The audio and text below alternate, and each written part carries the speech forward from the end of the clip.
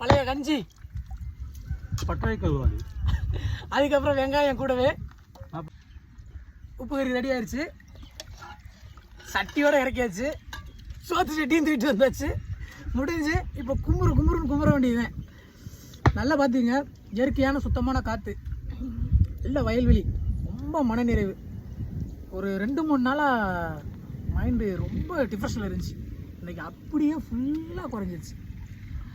நம்ம ஊர் அப்படி, நம்ம ஊர் காற்று, இந்த பாருங்க வயக்காடு வெளி. நம்ம ஊர் வந்து பனைக்குளம் தனி ஐலாண்டு மக்களே, வேறு லெவலாக இருக்கும். நீங்களே வந்து பாருங்கள். உமாப்பட்டி போகாதீங்க ப்ரோ, பனைக்குளம் வாங்க. உமாப்பட்டியை மென்ஷன் பண்ணாத. ராமநாதபுரம் மாவட்டத்தில் பனைக்குளத்துக்கு வா. ராமநாதபுரம் மாவட்டம் கடலாடி தாலுகா. ஆனா பனைமரமே இருக்காது.